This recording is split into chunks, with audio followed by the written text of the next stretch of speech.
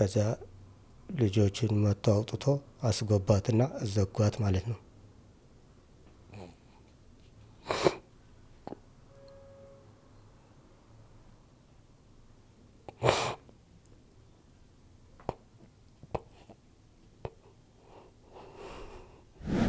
ጉልቻ እስከ እሳቱ ጉልቻ ተሸክሞ ነይ ትዳራችን እንዳይፈርስ ብሎ ለመናት። አባቴ ጉልቻ የጋለውን ማለት ነው። አዎ በድንጋይ ይዞ ማለት ነው።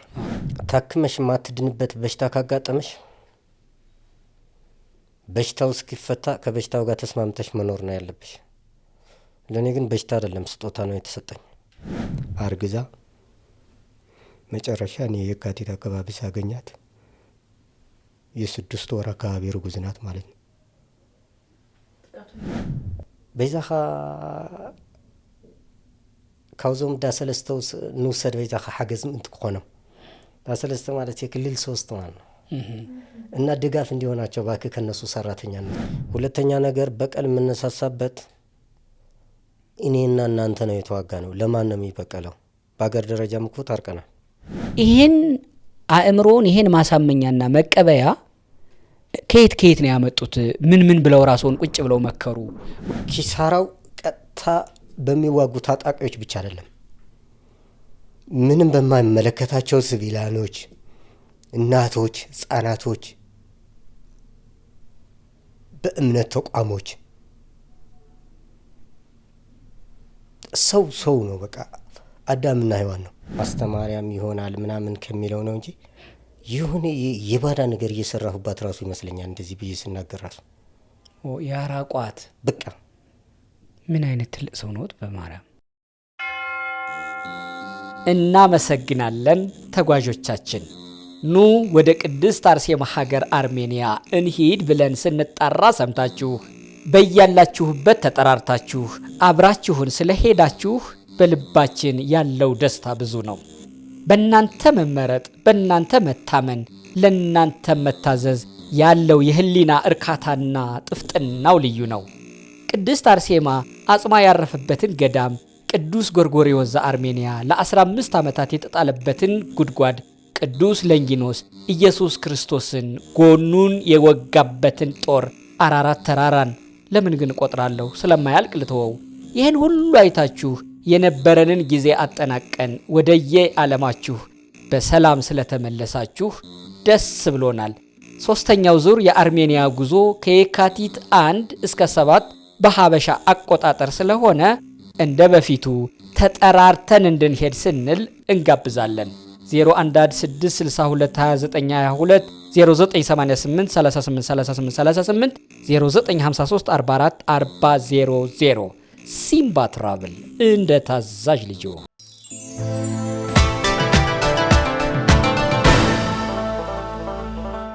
ሃይ ተክሌ እንዴት ነሽ? ደህና ነህ? ደህና ነኝ። በፈረንጅኛ አፍ ነው ዛሬ ጀመርኩልህ። ሃይ ብለሽ how are you 2026 ላይ ገብተናል። ባይ ዘ ወይ 2026 ምን በፈረንጅኛ ሁለቱንም የሚያስኬድ ብቸኛ ሀገር ኢትዮጵያ ስለሆነ በዛ የሚጠቀሙ አሉ። እንደ ቴሌ አንዳንድ ተቋማት አሉ በዚህ በዓለም አቀፍ አቆጣጠር የሚጠቀሙ። እኛ ኢትዮጵያውያን ግን 2018 ላይ እንደሆነ ነው የምናውቀው። በመላው ሀገር በመላው ዓለም ያላችሁ ካመንሽበት አዲስ ዓመት ለሌሎች ሃፒ ኒው ይር በዛው በእነሱ አፍ ሃፒ ኒው ይር በጣም ብዙ ሰውም ልኮልኛል አይደለ? ግን መልካም አዲስ ዓመት አለላቸው። የነሱ የኛ ቋንቋ ሲሆን ነው እንቁጣጣሽ ያመቱ ያምጣሽ ምናምን የሆነ ሀገርኛ ነገር አለው የኛ ሲሆን። የነሱ ሜሪ ክሪስማስ ሃፒ ኒው ይር ብዙ ክሪስማስ 25 ላይ ነው አለፈው። ለሁለቱም ተብዬ ስለነበር በቃ አሁን ጃንዋሪ 3 4 እያልን ነው የምንሄደው። ካሁን በኋላ አንድን ሁሉ አልፈነዋል። ብቻ ለማንኛውም መልካም አዲስ ዓመት 2025 2026 በውጭ ያሉ የእግረኛው ተመልካቾቻችን ሃፒ ኒው ይር 2026ታችሁ በስኬት በህይወታችሁ ሁሉ ባሰባችሁት ሁሉ የተሳካ የተንቆጠቆጠ ኒው ይር ይሁንላችሁ። አሜን። መልእክታችን ድረሳችሁ ደርሷቸዋል። የዛሬ እንግዳችን የሚድረሳችሁ እንግዲህ ከሩቅ ሀገር ነው የመጡት። አለሙ በለጠ ይባላሉ። ከመቀሌ ድረስ ነው የመጡት። ምን ነው ሙቀት አለ እንዴ ስቱዲዮአችን ውስጥ ጋሼ? አይ ትንሽ እግሬ ላይ ብረት ምናምን ስላለ እሱ ነው የሚያልበኝ። ፊቶት ላይ እዚህ አካባቢ እኮ ሙቀት ወይም ጭንቀት ካሜራ ላይ መጀመሪያውት ጊዜ ነው? አይ አንድ እሱ ነው አዲስ መሆን ነው። ሁለተኛም የሆነ የተጎዳሁት ነገር ስላለ ነው እንትን እሱ ብረቱ ገላውት ውስጥ ያለው እግር ላይ ያለው እንትን ይላል ስሜት አለው የመጠዝጠዝና ዝም ብሎ የማቃጠል እሱ ነው እንደዚህ የሚያልበውት። ምንድነው ብረቱ? አልሙኒየም ውስጡ ታይታኒየም የሚሉት በሕክምና የተያዘ ነው። አጥንት ለማሰያዝ ማለት ነው። ስለያዘ አጥንትን ተኩቶ ነው በሕክምና ነው የገባው። በኦፕሬሽን ይወጣል ወይስ እዛው ላይ የሚቀር ነው? ሊወጣም ላይወጣም ይችላል፣ ግን ይቀየራል በየጊዜ ያለው። አይዞት አንዱ ታሪካቸው ከዚህ ከእግራቸውም የተያያዘ ብረት የገባበት የጤናቸው ጉዳይ ጋር የተያያዘ ነው። መጀመሪያ ደውለው ሲያወሩኝ መቀሌ ነው ያሉት። በጣም የሚገርም ታሪክ አላቸው። ይሄ ብረት ወደ ገላቸው ገብቶ እንዲታከሙ በዚህ ስቃይ ውስጥ በቀዝቃዛ ቦታ ሆነው እንዲህ ያደረጋቸው ነገር ከመፈጠሩ በፊት ታሪክ አለ። ያው ይታወቃል፣ የጦርነቱ ጉዳይ ነው መጀመሪያው። በዛ ምክንያት ደግሞ ከባዱ ነገር ከባለቤታቸው ጋር የተያያዘ የተፈጠራል። ረጅም ነው ታሪኩ፣ በደንብ ይነግሩናል። እኔ ትንሽ ሃይላይቱን በግል አውርቻቸው ስለነበረ ከመምጣታቸው በፊት ይሄ ነው ታሪካቸው። ግን ቀጥታ ወደ እሳቸው እንግባ።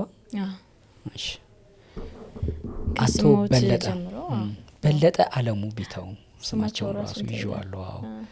በለጠ አለሙ ቢተው ከመቀሌ ወደ እግረኛው ስለመጡልን ፖድካስታችን ላይ ታሪኩን ስለሚያጋሩን ደስ ይለናል።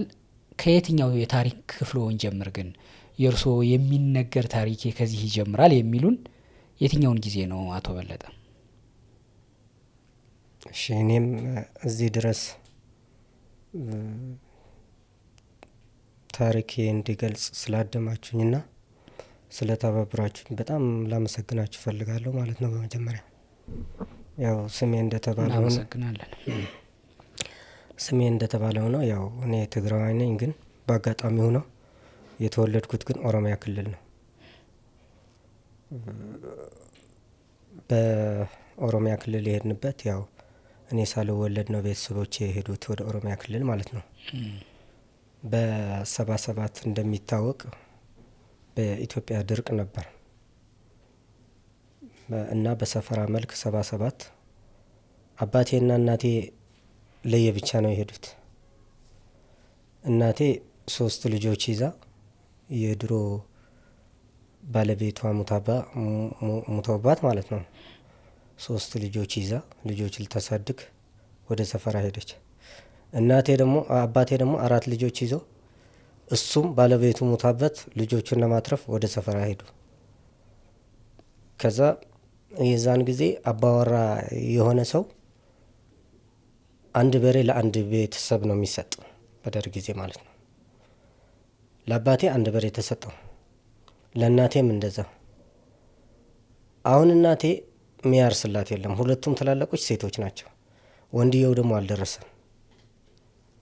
አሁን ምን ይደረጋል? በቃ ሁለቱ በሬዎች አጋጭቶ አባቴ እንዲያርሳቸው ማሳ ለየብቻቸው ተሰጥቷቸዋል። እናቴም አባወራ ስለሆነች ለብቻዋ ተሰጥቷታል በመንግስት። አባቴም ተሰጥቶታል፣ ግን እናቴም የሚያርስላት የለም። ከዛ አባቴ ራሱ ስለሚያርስ 2 ቀን ለአባቴ እንዲያርስ፣ 1 ቀን ለእናቴ እያረሰ ቀንጃ የሚባለው ማለት ነው። ቀንጃ አንድ ልፍንት ነው የሚባለው በትግርኛ እሺ። ከዛ እያረሱ እያለ ቡና መጠጣት ምናምን ተጀምረና እዛ ያሉ ትልልቅ ሰዎች ደግሞ እንደዚህ ከሆነማ ለምን አትጋቡም? የአንድ አካባቢ ሰዎች ናቸው፣ ቀበሌያቸው ይለያያል እንጂ ወረዳቸው አንድ ነው። በሬዎቹ መጥመዳቸው ካልቀረ ለምን ታዲያ እናንተ ማትጣመዱ ምናምን የሚል ሀሳብ። የት ነበር የሰፈሩት ግን አካባቢ? ኢሊባቡር ዞን። ኢሊባቡር ዞን። ኢሊባቡር ዞን በደርግ ጊዜ ያለሙ ይሄ ወደ ሰሜኑ አካባቢ ያሉ ሰዎች ከወሎም ከትግራይም በከፊል ከአማራም ከመላ ኢትዮጵያም ወደ ለም ወደ ሆነ ቦታ አርሰው እንዲኖሩ ይሰፈር ነበረ። በዛ ጊዜ ነው አዎ የሰፈራ የሚባለው ማለት የሰፈራ በ77 ነው የጀመረ። በዛ ጊዜ ተሰፈሩ። እናቶ አንድ በሬ አባቶ አንድ በሬ የግል ከመንግስት ተሰጠ። ለእርሻ ቀንጃ ሆኑ። እንዴ ይሄማ ለምን በበሬ ብቻ ለምን ነው ነገሩ? ሰው በሰው የሚቀናጅ ነው። ጥሩ ቅንጅት ነው። እርስዎን ፈጠረልን። እሺ ከዛ እንደዛ አይነት ሲቀርብ ያው አይ በቃ እኔ ልጆችም ይዣለሁ ባሌ ስለሞተ እድሜም ገፍተዋል እንደዚህ አይነት ነገር አልፈልግም ምናምን ብለው ትንሽ እናቶች መግደርደር አለ እንትን አለች ማለት ነው። አይ ግድ የለትም መቅረቡም ቢሆን ብቻውን ከሚቆርቡ አብራችሁ ትቆርባላችሁ ምናምን ተብለው ተጋቡ። ከዛ ሲጋቡ ገና ምንም ሳይረገዝ በዛን ጊዜ ስልክ ምናምን እንዳሁን አልተስፋፋም። ደብዳቤ ነው የምትልከው። የሆነ የትግራይ ሰው ከመጣ ለሆነ ስራ እዚያ አጽሐለ ይችና ድርስልኝ ብለህ ለአገር ቤት አሽገ ምናምን ከቻልክ 5 ብር 10 ብር የሻይ ይሆናል ምናምን ብትሰጠ ደብዳቤ የሚመጣ ሰው ካለ ደግሞ መልስ። ከዛ ዝርዝር እየጻፈ ወንድሜ ያለ 8ኛ ክፍል ነበር በዛን ሰዓት ታላቅ ወንድሜ መጨረሻ በለጠ አለሙ ብለህ አስገባል። የቤተሰብ ዝርዝር ውስጥ መጨረሻ ላይ ማለት የት አለ እኛ ማናቀው ከእንግዲህ የሚወለድ ወይ ሳይወለድማ አልጽፍም ጻፍ በግድ። እሺ በቃ ልጻፍና ስም ቀይርለት ከኛ በልጦ ነው በለጠ ምትለው ምናምን አለ። ጻፍ ዝም ብለህ በለጠ ብለህ። ከዛ ደብዳቤው ሄደ ደረሰና ቤተሰብ ሲያነበው ደግሞ ይሄ ደግሞ ምን ወልደዋል ማለት ነው እኛ ሳናቅ ደብቆን ነው ማለት ነው ይሄን ያህል ድብቅ ነው ምናምን ብለው ሲጠይቁ አይ ያልተወለደ ነው ለገና ነው። ልክ ደብዳቤው ሄደ በአመቱ እኔ ተወለድኩ። ቀድሞ ስም ወጥቶልዎት ከ1 አመት በፊት በጣም ይገርማል። ከዛ በለጠ ተባልኩኝ። ያው እንደተባለው ቦታው ለም ነው በቃ የቡና ሀገር ነው የአትክልት ሀገር ነው የዛ ኦሮሚያ ክልል። ከዛ በመሃል ያቺ የእናቴ ልጅ ተላቋ ተዳረች እዛው ኦሮሚያ። የትግራይ ተወላጅ ሆነ በሰፈራ ሄደ ማለት ነው። እሱ ወደ ሀገር ቤት መምጣት አይፈልግም። እዛ ተመችቶታል። በጣም የስራ ሰው ነው ያለማል። ልክ 5 አመት እንደሆነኝ አባቴ አገር ቤት እንግባ አለ። እናቴ ደግሞ አልሄድም አለች። አንደኛ ልጄ እዚህ አለች፣ ሁለተኛ ወደዛ አልሄድም ልጄን ትቻለች። በዛ አጋጣሚ ምርጉዝ ነበረች እህቴ። እሺ ለርግዝና ከሆነ አስወልደሻት እኔ አልመጣም አለች። ለመናት። ይሄ ጉልቻ እስከ እሳቱ ጉልቻ ተሸክሞ ነይ ትዳራችን እንዳይፈርስ ብሎ ለመናት። አባቴ ጉልቻ የጋለውን ማለት ነው። አዎ በድንጋይ ይዞ ማለት ነው። በጣም የዋህ ነው። ትዳርም 3 ጉልቻ ስለሚባል አዎ በጣም የዋህ ነው ግን አባቴ ሲበዛ ማለት ነው። እሺ ከዛ እምቢ አለችው።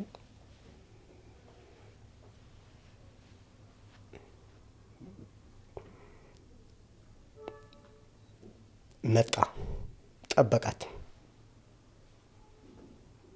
ጠበቃት አልመጣችም። እሷ እዛ አባት አደሰ የሚባለው አንድ ሽማግሌ አገባች። አልቀናትም። እሱ ግን እሷ እምቢ ካለችው ቆብ ደፋ። ቤተ ክርስቲያን ላይ ማን ነው ገዳም 2015 ነው። በዚህ አጋጣሚ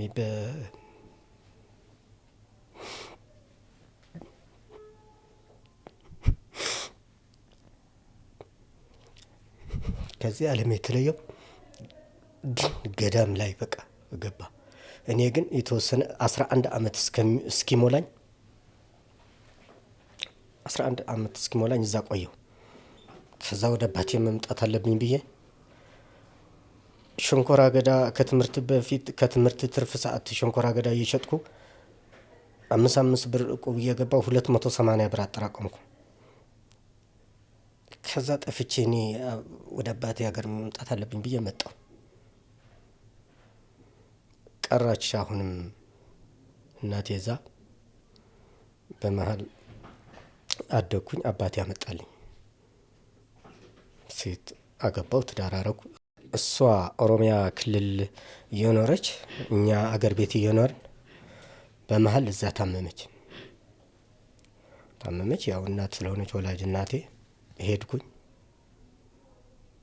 ከዛ አስታምሜ እዛው ነው የሞተችው። አጋጣሚ ኦሮሚያ ክልል ማለት ነው። ካገባችው እቻቸው ሰውዬ ከኋለኛው ምንም ያተረፈችው ነገር የለም። አልወለደችም፣ ምንም አላለችም። መጨረሻ ላይ እንዲሁም ስትታመም ያው ወደ ልጆች እንትን ነው የሆነችውና አስተዳደጌ እንደዚህ ነው። ምን ተሰማቸው አባትህ ሲሰሙ የእሳቸውን እዛ ማለፍ? ገዳም ሆኖም ይጠይቃል ለመጣ ሰው በስርዓቱ ማዘነ ማለት ነው። ያው ከሷ ያፈራው እኔ ያለው ግን በቃ ሲበዛ የዋህ ነው። በቃ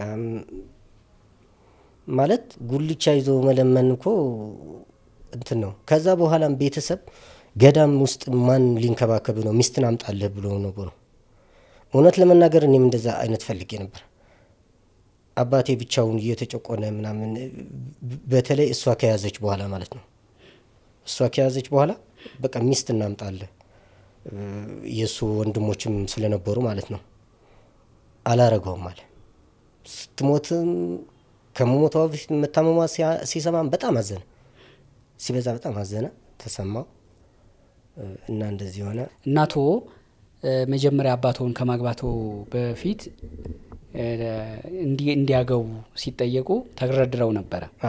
ኧረ እኔ መቁረብ ነው እንጂ ምናምን ብለው አይ ከቆረባችሁም አብራችሁ ትቆርባላችሁ በሚል ማግባባት ነበረ ያገቡት።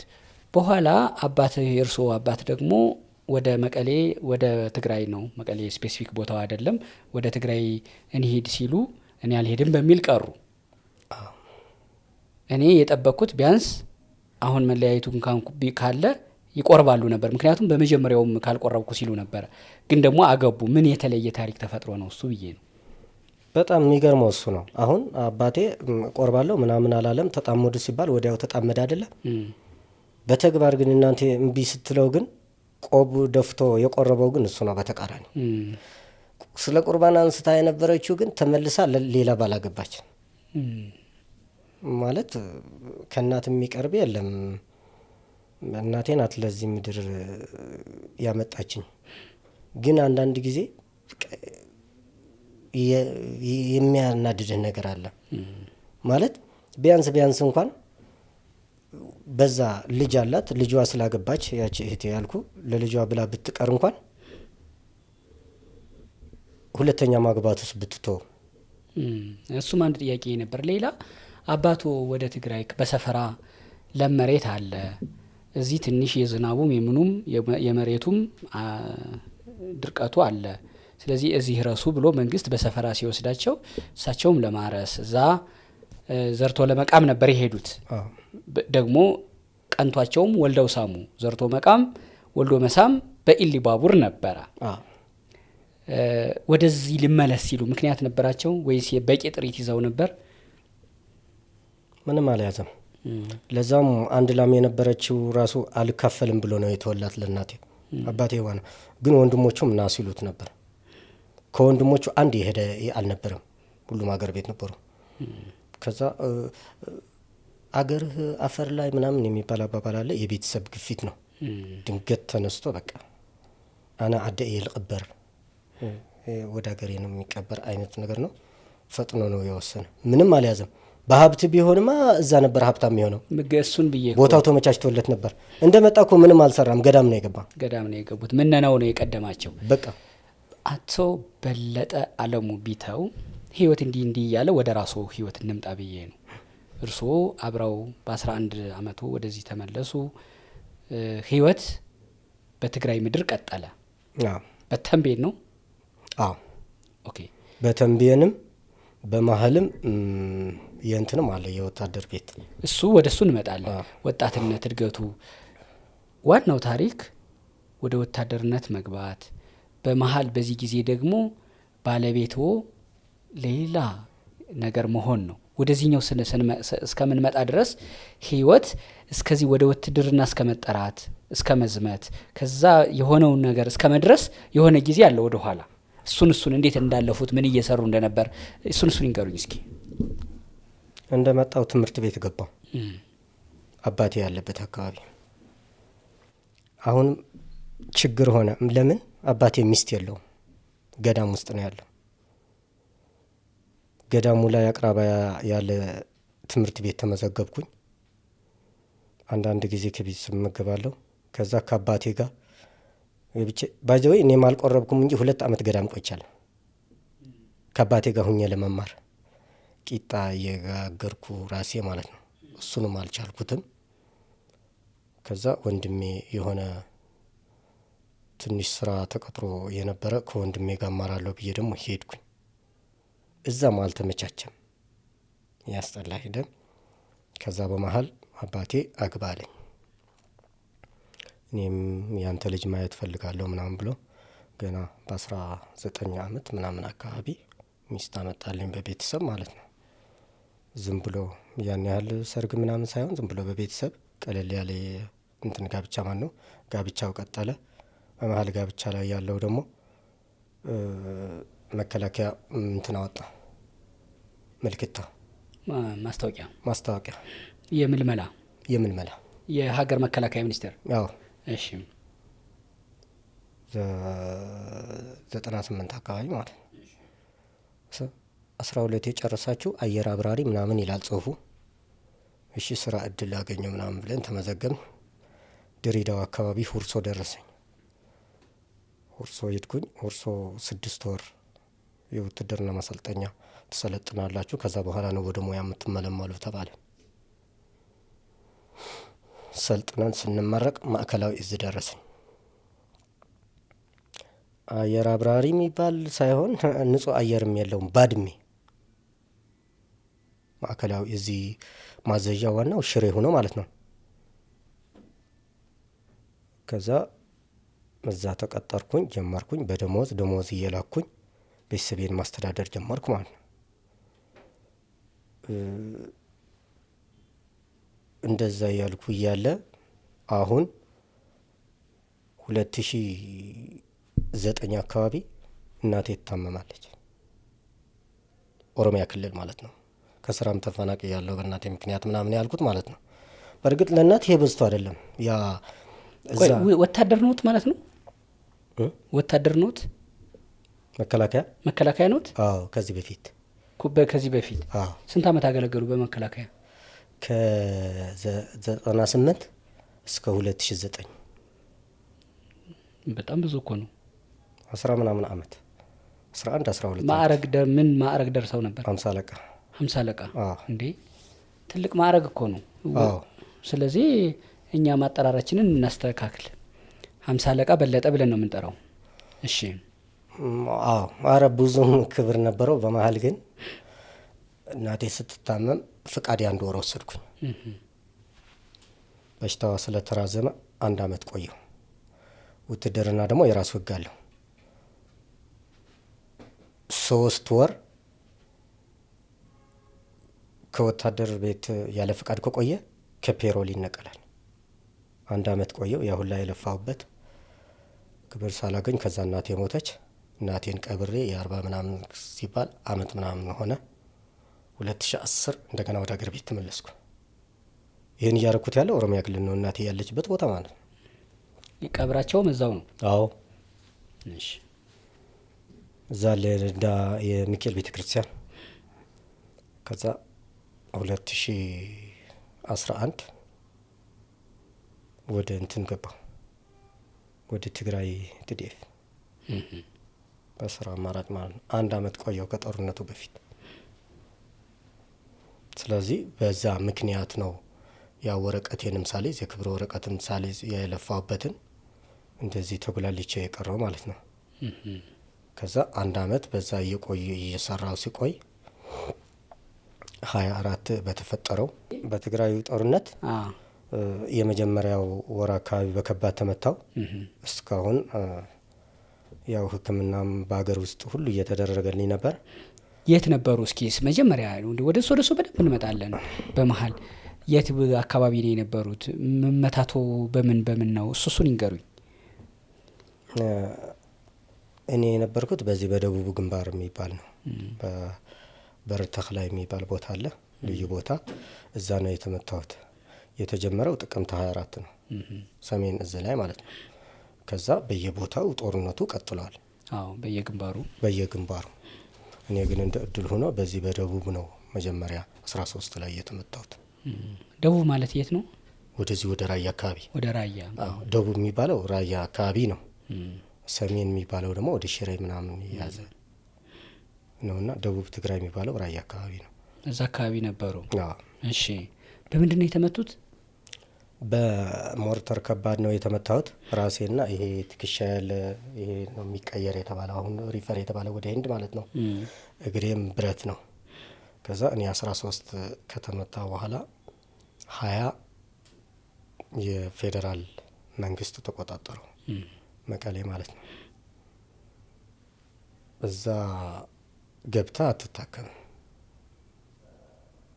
ስጋት አለ። አሁን በድብቅ የሆነ ቦታ ተደብቀህ ነው የምትታከመው። እስከዛ ራሱ ኦፕሬሽን ተሰራልኝ። ኦፕሬሽን የተሰራልኝ መቼ ነው? ከሰኔ 21 በኋላ ከመልስ ሁለተኛ መልስ ሰኔ 18 ወደ መቀሌ። እሺ። ከዛ ቆይታ በኋላ ኢንፌክሽንም ፈጠረ። ይሄኛውም እየተባባሰኝ ሄደ፣ በሽታው እየተባባሰ ሄደ እና በዚህ ነው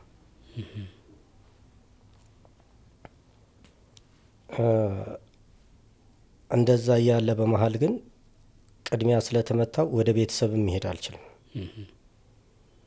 ለምንድን ነው? አሁን እኔ እናንተ ነን የነበርነው ጦርነት ብያለሁ አይደለም? ይሄ ቲዲኤፍ ነበረ ብሎም የሆነ ሰው ሊጠቁም ይችላል።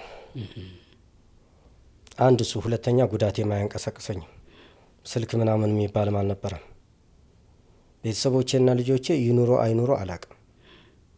መጨረሻ ሳጠያይቅ ሰነ እንደዚህ ሊለቀቅ ቦታው ወደ የካቲት አካባቢ መቀሌ አይተናታል ባለቤት ምናምን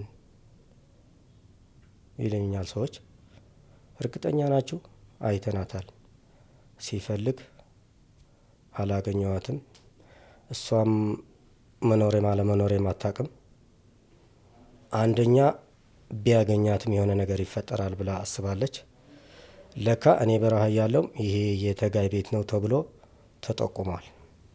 የት ነበር የምትኖረው ያኔ ከመቀሌ በፊት? ተንቤን ነበረች። ስንት ልጆች ነበሯችሁ? 5 እስከዛ ድረስ።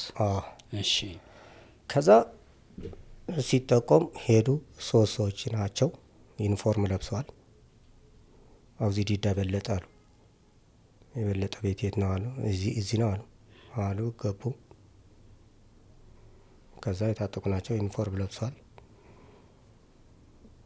ከዛ ልጆችን መጥቶ አውጥቶ አስገባትና ዘጓት ማለት ነው።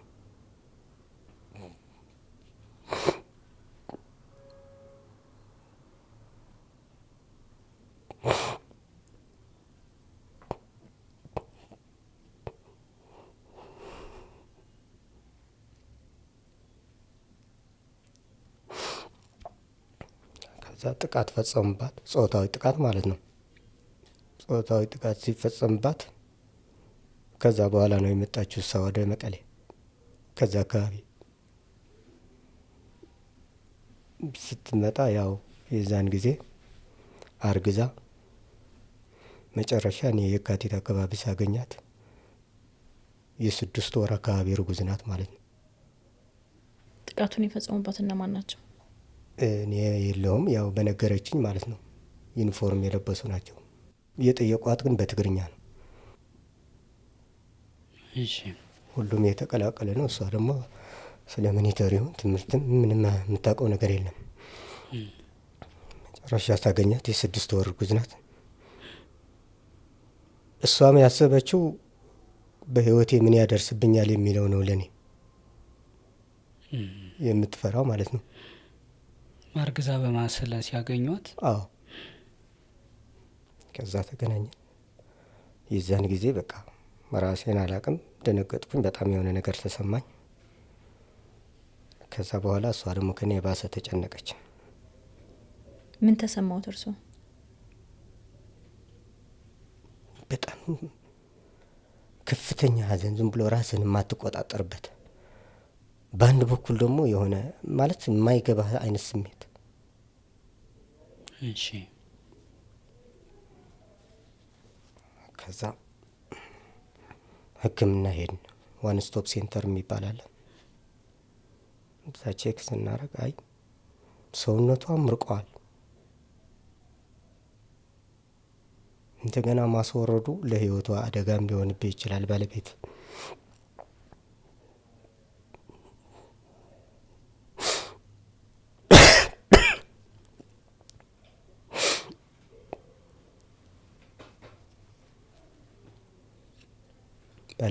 ልታጣብ ትችላለህ በህይወቷ ላይ ሐኪሞች ማለት ነው። እሺ ምንድን ነው የሚሻለው ታዲያ? ያው ቢወለድ ይሻላል ካለው አንጻር እና ስጋት አለ። ሰውነቱ አምርቀዋል። በቃ ባለቤቴ ከማጣማ እሺ። ከዛ ሕክምና ገባች። ሴፍ ሀውስ የሚባል አለ። እንደዚህ አይነት የደረሰባቸው ጉዳት ጥቃት የደረሰባቸው ሴቶች ጥቃት የደረሰባቸው የሆነ ማገገሚያና ሙያዊ ሕክምና የሚሰጥበት ቦታ እዛ መግባት አለባት ለ3 ወር ተባለ። የተረፉ ልጆቹ ሴት የት ይቆዩ ተባለ። የእርስዎ ልጆች ማለት ነው? አዎ አብሮ መግባት አይችሉም ወደዛ። 5 ናቸው። አዎ ግን መግባት አይችሉም። ቢያንስ አንዱ ወይም የሚታዘል ካለ ነው የሚገባ። ህጉ እንደዛ ነው ተባለ። እሺ የት ይቆዩ? በቃ የሆነ የሚያቆያቸው ይፈለግ ተባለ። ከዛ አቶ የማነ የሚባሉ የኤልሻዳይ የሚባል እንትን አለ፣ እንደ ሎካል ኤንጂኦ አይነት እንደዚህ አይነት ተፈጠረና እሷ ታክማ እስክትወጣ ተባለ። እሺ እንደዚህ አይነት መድረሱ ደብዳቤ ይምጣ ተባለ ከሚመለከተው ድጋፍ ተባለ። ድጋፍ ሄደ። ልጆቹ ተቀበሉልኝ። እሷ ሕክምና ገባች። በዚህ አጋጣሚ በጣም ላመሰግናቸው እፈልጋለሁ። የክፉ ጊዜ ናቸው ማለት ነው። ልጆቹ እዛ ገቡ። እሷም በሕክምና እየተከታተለች ወለደች፣ ወጣች። ልጆቹም ወጡ። ከዛ ክርስትና ደረሰ፣ ተጠመቀች። ባለቤቱ ምን አይነት የአእምሮ ደረጃ ላይ ነበሩ በወቅቱ? ምክንያቱም እርስዎ ያ ሁሉ ጉዳት ደርሶቦት ወደ ባለቤቱና ወደ ልጆቹ ተመለሱ። ተደፍሮ ልጅ መውለድ ቀላል የሳይኮሎጂ ጫና ያለው አይመስለኝም። የአእምሮ ጫና ምን አይነት ነገር ነበር ሲያስተናግዱ የነበሩት? ሕክምና ውስጥም ሲገቡ በጣም ትታመማለች፣ ትደነግጣለች። አንዳንድ ጊዜ እስከ ሽንት ያለ መቆጣጠር ድረስ ደርሶ ነበር ችግሩ ማለት ነው። ከዛ ሀምሊን የሚባል አለ የእንትኑ ፊስቱላ የሚሰሩ በሳይካትሪስ የሚሰሩ አሉ እዛ ያልኩሽ ቦታ ላይ እና ድጋፍ ሁሉም በተመራምሮ። ከዛ እኔ ደግሞ የራሴ ጉዳት ትቼ ወደ እሷ ጉዳት ማድላት ጀመርኩ። ለስንት ነበር የተደፈሩት ባለቤቱ? ለ3።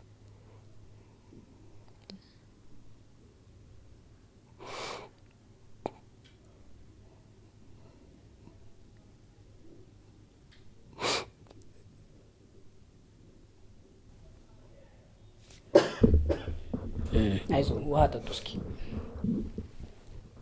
እሺ ልጆቹ ክርስትና እያሉን ነበረ። ከዛ ክርስትና ማለፋት። አሁን የጤና ሁኔታም ዝም ብሎ እየተቀያየረ መጣ። ከዛ እኔም መጀመሪያ ጭንቅላቴ ምናምን ተጎድቶ የነበረ ሳስበው በቃ ምንም አንደኛ ከመቀበል ውጭ ምንም አማራጭ የለም። ሁለተኛ ነገር ወዳ ያደረገችው አይደለም። ለዛውም አሁን ሳስበው ጦሱ በእኔ ነው የመጣ። እሷ ቤት ቁጭ ብላለች ልጆች ይዛ፣ ምንም ጥፋት የለባትም። ጥፋቱ በእኔ ሰበብ ነው የመጣ። ስለዚህ እሷን ማገዝ አለብኝ። ማገዝ ብቻ ሳይሆን አንደኛ ግዴታዬ ነው፣ የቃል ኪዳን ግዴታም አለብኝ። ሁለተኛ ልጆቼም ይበተናሉ። ሶስተኛ ያለ ኃጢአቷ ውስጥ ምናምን አይዞሽ ይሄ ምንም አይደለም በቃ ማለት አንደኛ በእኔ የመጣ ነው። ሁለተኛ ጦርነቱ የወለዱ ነው በአንቺ ብቻ አይደለም ምናምን ማለት ጀመርኩኝ። በነገራችን ላይ አሁን ባለፈው የተከታተልኩት እዚህ ደቡብ አካባቢ ቦራ የሚባል ቦታ በሆነ ሚዲያ ያየሁት ማለት ነው። ለ4 ልጆች የወለደችለት እንደዚህ ጥቃት ደርሶባት HIV ፖዚቲቭ ነኝም አለች። ከዛ አባረረኝና ትምህርት ቤት ውስጥ ነው ያለሁት ብላ ስታቀርብ ነበረች ሆነች። ከዛ ቃል በቃል ምን አለች? ባሌ ሁለተኛ ጠላት ሆነብኝ። ስለዚህ እኔም በቃ ሁለተኛ ቢያንስ ሁለተኛ ጠላት መሆን የለብኝም። በተጨማሪም አሁን ትርፋማ ነኝ እንደዛ በማድረጌ። አንደኛ ቃል ኪዳኔም አልፈረሰም፣ ትዳሬም አልፈረሰም። በጣም በሚገርም ሁኔታ ደግሞ ልጅም አትርፌያለሁ። ከዛ በኋላ ሌላ ወለዱ? አዎ። ሴት ናት የተወለደችው? አዎ። ከሷ በኋላ ነው ሌላ የወለዱት ወይስ እሷን ነው እንደራሱ አድርገው እየነገሩኝ ያሉት? ከሷ በኋላ እንጂ ማለት ትዳር ባለማፍረሴ እሷን በመቀበሌ ሌላ ልጅ ማምጥታልኛለች። ሌላ ወልዳ የሁለታችሁ? አዎ። ማን አሏት? ጥሩ ነው እንኳን አስቀጠሉት። 2 3 4 ነው እንጂ በጣም ብዙ ነው ያተረፉት እንጂ። አንደኛ እንዳሉት ሁለተኛ ጠላት ለባለቤቱ አልሆኑም። ባለቤት ደግሞ መጀመሪያ ነብሰ ጡር ሆና ሲያገኟት ከማን ነው ያረገሽው? እኔ እንደው መጥቻ አላውቅም አይነት በአይምሮ ሲምሰለሰል፣ እሷ ደግሞ ምን ያረገኝ ይሆን ካሁን ምን ይለኝ ይሆን እያለች በስጋት ውስጥ ነበረች። ተረዷት። ነግራውት ነው አይደለ? እንዲህ አርገው እንደዚህ መተው እዚህ መተው እንዲህ ብለውኝ አሁን የነገሩን ታሪክ በሙሉ እርሶ በቦታው አልነበሩም፣ ግን እሷ የሆነችውን የነገረችውትን ነው የነገሩን። በጣም ጥሩ። ከዛ በዚህ መደፈር ውስጥ ደግሞ ልጅ መጣች። ፍጥረት ናት ብለው በከበረ ትዳር ላይ ይገባኛል በጣም እንዲያውም የአይምሮውን ስፋት የትልቅነቶት ማሳያ ነው። ተቀበሉ። ከዛ በኋላ እንዳሉት ይህን ትዳር በመቀበሉ እሷን ይቅርታ በማድረጉ እንዲያውም እኔ ነኝ ጋሻ መከታሽ የቤቱ ራስ በቦታው ብኖር እንዲህ አይሆንም ነበር ብለው አለፏት፣ ተቀበሏት። ልጅቱም ተወለደች። ስሟን ማን አሏት ነው ጥያቄ? ብሌን አሏት። ምን ማለት ሆነው ብሌን ሲሏት? ይህ ከስሞች ሁሉ መርጠው የአይን መሃሏን ውሃዋን የብዙ ነገር ማያዋን መርጠው ላልወለዷት ልጆ ባለቤቱ ግን ለወለደችለው ልጆ ይሄን ስም ሰጡ። ምክንያት አለውት? ያው ማለት ብሌን አሁን እኮ ልጆቻችን እና የማን ልጅ እንደሆን እናቶቻችን ነው የሚያውቁ፣ የቤትም ቢሆን ማለት ነው። አሁን ሁኜ ሳስበው በዛን ሰዓት አሁንም በኢኮኖሚው በምናምን ስለምረበሽ ነው እንጂ ማን እንደሚጠቅምህም አይታወቅም። አንዳንድ ጊዜ እንዲሁም የሆነ በቃ ፈጠን ብላ የሆነ ነገር በቃ የምትንከባከበኝ ደግሞ እሷ ናት። በቃ የሆነ ከፈጣሪ የተሰጠችም ሊሆን ይችላል። ይገርም ነው። እና በለጠ አለሙ ቢተው ብሎ ነው የሚያቆሙ ሌሎቹ። እሷ ግን በለጠ አለሙ ቢተው ገብረ እርግስ ተወልደ ሀጎስ እያለች ትጠራለች ማለት ነው። አሁን ታሳስበው ለእኔ ብላ የተላከችም ሊሆን ይችላል። መጥፋትም እኮ አለ፣ እንደ ቤተሰብ ዝም ብሎ መረሸንም አለ። እና እኔ እንኳን በምክንያት ልትጠቅመኝም ትችላለች። አሁንም ቢሆን እኔ ጤናዬ ከተመለሰ የፈለገ አይነት ቢሆን እስከ መጨረሻ አስተምራታለሁ። እንደ ሌሎች ልጆች ያዩዋታል። ለዛም በበለጠ በቃ አንደኛ የልጆች እህት ናት፣ ሁለተኛ ምንም ጥፋት የለባትም። ባይዘው አንዳንድ ጊዜ አሁን እንኳን ይሄ ዝም ብሎ ማስተማሪያም ይሆናል ምናምን ከሚለው ነው እንጂ የሆነ የባዳ ነገር እየሰራሁባት ራሱ ይመስለኛል እንደዚህ ብዬ ስናገር ራሱ ያራቋት በቃ ምን አይነት ትልቅ ሰው ነዎት በማርያም እና የሆነ ምን አይነት አስገራሚ ሀሳብ መሰሎት ያነሱት። ሲበዛ ነው የምትቀርበኝ ደግሞ ከዚች በላይ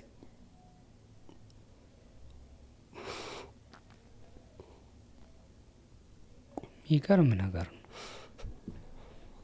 እንዲያውም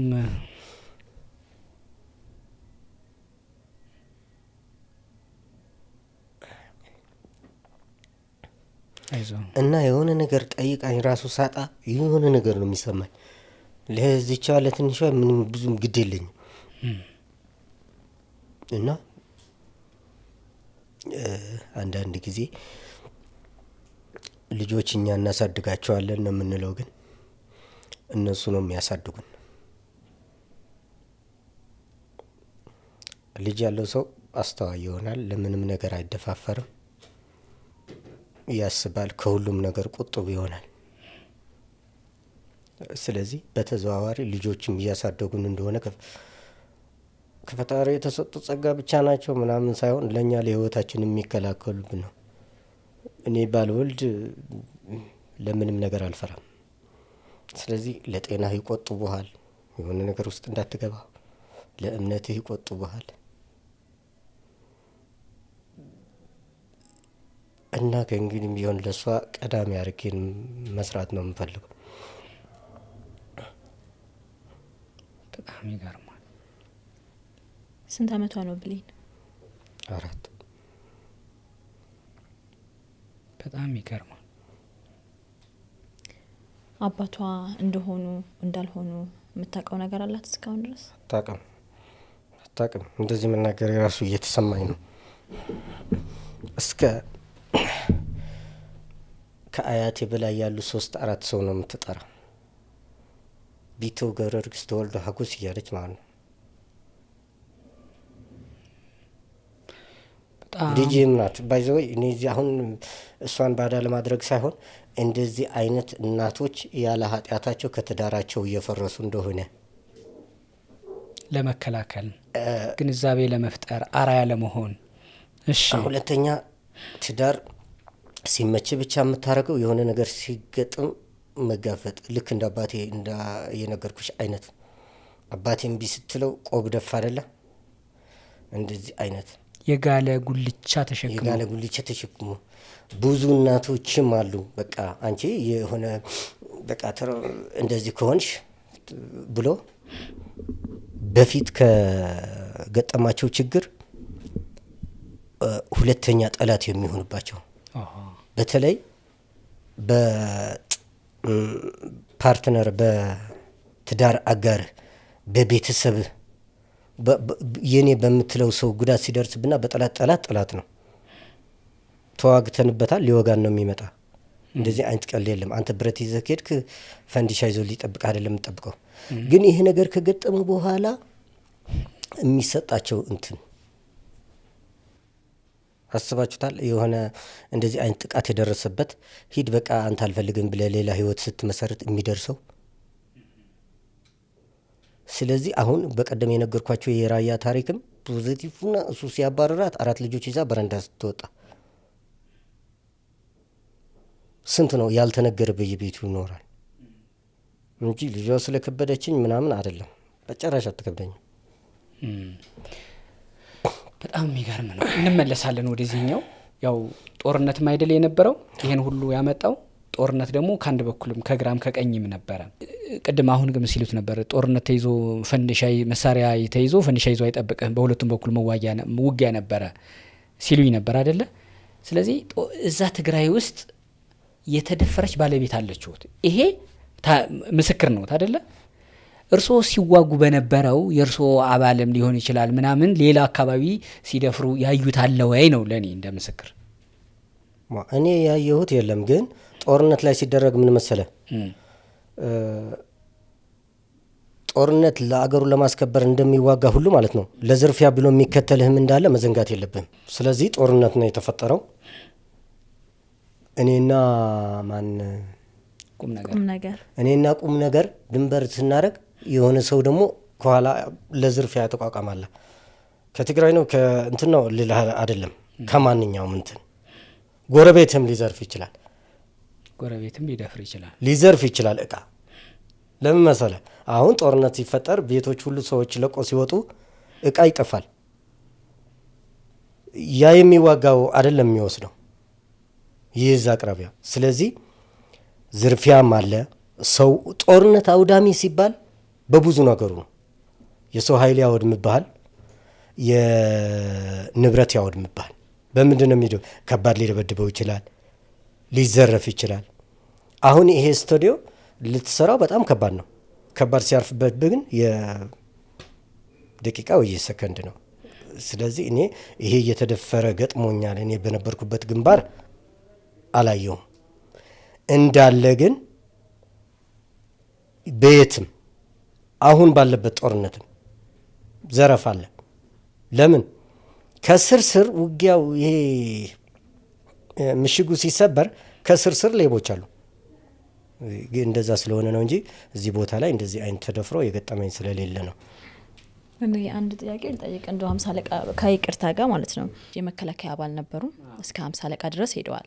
እናቶት ሲያርፉ ወደ ኢሊባቡር ሄደው ለማስታመም በዛውም ደግሞ ያንን መከላከያ ለቀው እንደገና ወደ ቲዲኤፍ ገቡ። ወደ ቲዲኤፍ ሲገቡ ከጦርነቱ በፊት ነበር የገቡት? አዎ፣ አንድ አመት አስቀድሞ የስራ ልምድ አገኘው ብለው ነው የገቡት። ከዛ በኋላ ነው ጦርነቱ የመጣው። በዚህ ወቅት 5 ልጆችን ወልደዋል አይደለ? ባለቤቶት ተንቤን ነበረች። ምን ያህል ትገናኙ ነበረ? ምን ያህል ፍቅር ነበራችሁ? ብዙውን ጊዜ ወደ 10 ምናምን አመት መከላከያ ከነበሩ እዛው ተንቤን ውስጥ ነበሩ ወይስ ሌላ ቦታ ነበሩ ግዳጁ? የቤተሰቦትን የባለቤቶትና የእርስዎንም ግንኙነት ማወቅ ስለፈለኩ ነው። እናመሰግናለን ተጓዦቻችን። ኑ ወደ ቅድስት አርሴማ ሀገር አርሜኒያ እንሂድ ብለን ስንጣራ ሰምታችሁ በያላችሁበት ተጠራርታችሁ አብራችሁን ስለሄዳችሁ በልባችን ያለው ደስታ ብዙ ነው። በእናንተ መመረጥ፣ በእናንተ መታመን፣ ለእናንተ መታዘዝ ያለው የህሊና እርካታና ጥፍጥናው ልዩ ነው።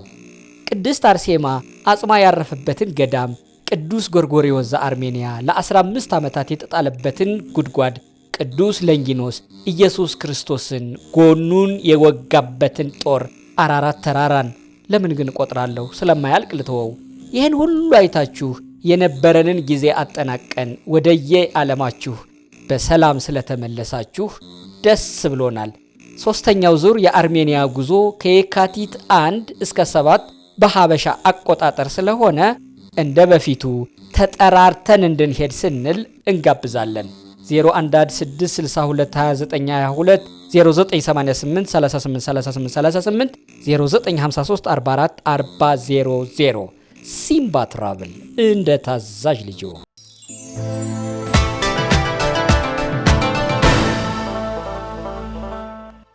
የቤተሰቦትን የባለቤቶትና የእርስዎንም ግንኙነት ማወቅ ስለፈለኩ ነው። ኦኬ። አይ ሰራዊት በተመደበበት ነው የሚሰራ። እንደውም አጋጣሚ ተንቤንም አልተመደብኩም። መከላከያ ሆኜ ማዕከላዊ እዚህ ራቅ ይላል ማለት ነው። ሁሉም ትዳር ያለው ሰው ካለው ከቅርብ አመራር ጋር ፍቃድ እየወሰድክ ትሄዳለህ። አንድ ጊዜ ግን ፍቃድ ተከልክሎ እሷ ሁላ የመጣችበት አለ። ትዋደዳላችሁ ማለት ነው ፍቅራችሁ? ባለቤቴ ጋር በጣም አሁንም ድረስ ነው። ባይዘው እኔ ብቻ አይደለም፣ ከኦሮሚያ ክልል፣ ከጎንደር፣ ከጎጃም፣ ከነቀምት ድረስ አስፈቅዶ ይመጣሉ። ፍቃድ ሲጠፋ ባለቤታቸው ጥየቃ ማለት ነው። ከዛ በመከላከያ ባለቤቱ ከሩቅ ከመጣች እሱ አንተ ጥበቃ ነው የምትሸፍንለት። የሆነች ክላስ ይሰጣቸዋል። የወር ባጀት ይፈቀድላታል እዛው እንትን ውስጥ። አዎ ለእርግዝና ከተባለ 2 ወር ይፈቀድላታል። ለእርግዝና ማለት አሁን ልጅ ነው መውለድ ነው ምናምን ብላ አስፈቅዳ ከመጣች ቁም ነገር ባለዋዛም እሺ ከሆነ 2 ወር ሁላ የመቆየት ትችላለች። ሰራዊት ጋር ባጀት እየበላች በጣም ክብር አለ። በዚህ በጣም ወደው ነው ስራ ነበር። በዚህ አጋጣሚ ሳልወድ ነው የለቀኩት። እቺን አብራሩልኝ። ጥሩ በዛው ያብራሩልኛል። ልጅ ለመውለድ ነው የመጣሁት ስትል ባለቤት ከባለቤቴ ጋር 2 ወር ጊዜ ያስፈልገናል። ለመጸነስ ካለች ነው ወይስ ነብሰ ጡር ሆና ከጎኔ እስከ ወልድ ከጎኔ እንዲሆን ነው? ሁለተኛው የትኛው ነው? ለመጸነስ ነው።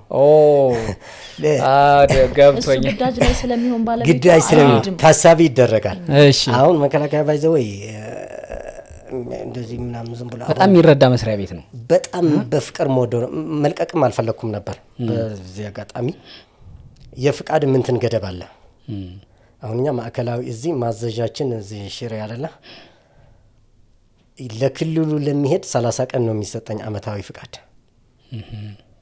ከክልል ውጭ ለሆኑ ለመከላከያ አባሎች ደግሞ 38 ቀን ነው የሚፈቀድላቸው።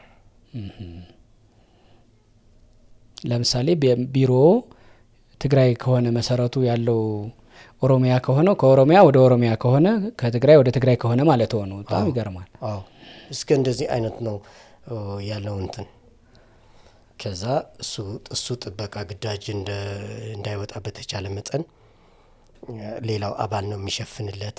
አሁን ያ ፍቅር አለ ይኖር አላቅም፣ ግን ይኖራል በእርግጠኝነት ህግ ስለሆነ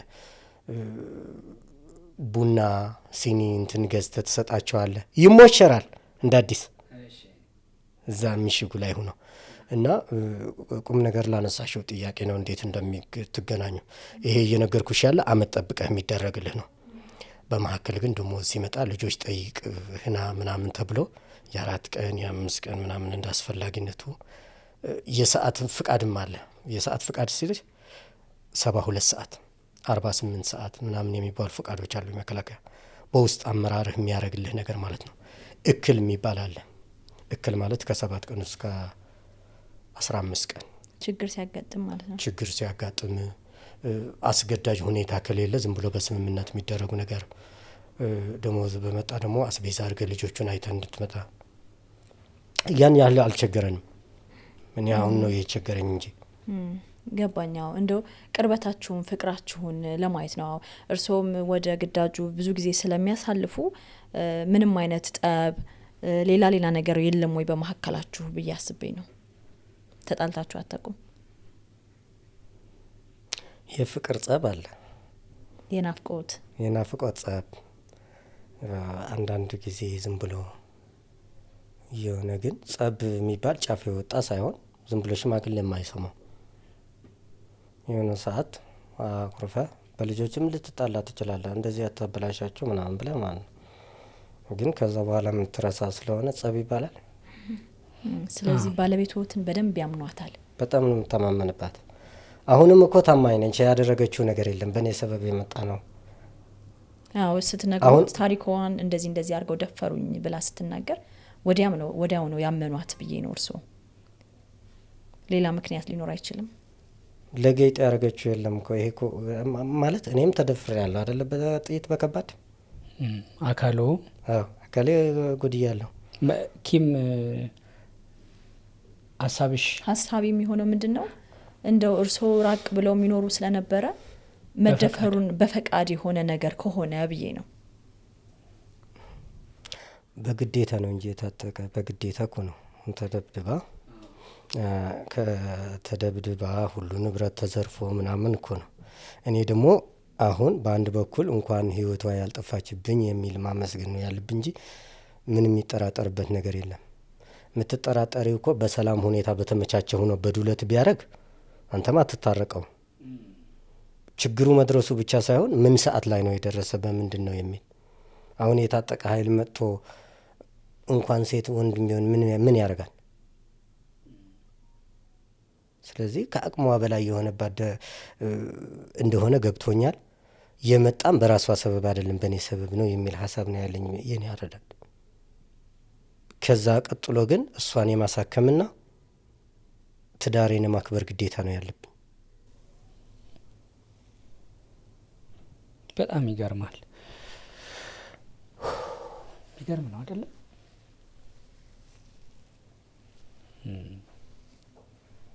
የልቦውን ስፋት የመረዳቱ የተፈጠረውን ነገር ያለፉበት ጥበብ በጣም ይደንቃል። 50 አለቃ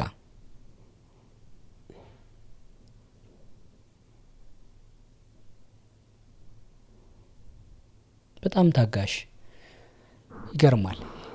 እንደው ወደ እርስዎ ወይ የጤና ችግር አሁን ወደ ያሉበት ሁኔታ እንደዛ ከመምጣታችን በፊት አይዞ እስኪ እንትን ይባልላችሁ። አሁን እኔ ሀሳብ የገባኝ ምንድነው የህክምና አገልግሎት እኮ ሳቸውም ሳይኮሎጂ ጋር አሁን አንተ የምታወራው ስለ ፊዚካሉ ብቻም ሊሆን ይችላል። አንድ ሰው ይሄን ነገር ለመቀበል በጣም ትልቅ ልብ ብቻ አይደለም ሳይኮሎጂካሊ ሬዲ መሆን እኮ አለበት ተክሌ አይደለ? በጣም ገርሞኝ ነው። በጣም በየቀኑ የምታየው ነገር ነው። በየቀኑ አብረህ በልተህ አብረህ ጠጥተህ ከዛ ከጀርባ ያለውን ነገር ደግሞ ታስተውሰዋለህ። በሌድን ባዩ ቁጥር ደስታቸው እንዳለ ሆኖ ደግሞ ሀዘናቸውም መከፋታቸውም የጤናው አለ መደንገጡ አለ። ግን ያን ሁሉ የቻሉበት መንገድ ነው ደግሞ ነው የገረመኝ። ያለፉበት ሁለተኛ ምን ይሰማውታል? ሁለተኛ ጠላት አልሆናት ምን እንዴት ይሄን ሁሉ ነገር ተሸክመው አሁን ሚስቶት ናት የተደፈረችው። ተደፍሮ ማለፍ ብቻ እንደው ቢያንስ የሆነ ነገር ህመሙን በውስጣችሁ ይዛችሁ ትኖራላችሁ። አሁን ደግሞ ፍሬ አለ ደግሞ የዛ በየቀኑ የሚመለከቱት ነው። ልጄ ናት አሉ እርሰው እያሳደጓት ነው። ህመሙን ረስተውት ነው። በደሎትን ረስተው ነው። ደግሞ ወታደር ነውት። እነዛ ሰዎች ምን ይመስላሉ እነማን ናቸው ብለው ሄደው ለበቀል አልተነሳሱም።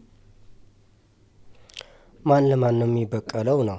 አንደኛ ምን ይሰሞታል የሚለው ታክመሽ ማትድንበት በሽታ ካጋጠመሽ በሽታው እስኪፈታ ከበሽታው ጋር ተስማምተሽ መኖር ነው ያለብሽ። ለኔ ግን በሽታ አይደለም ስጦታ ነው የተሰጠኝ። ሁለተኛ ነገር በቀል የምነሳሳበት እኔና እናንተ ነው የተዋጋ ነው። ለማን ነው የሚበቀለው? በአገር ደረጃም እኮ ታርቀናል።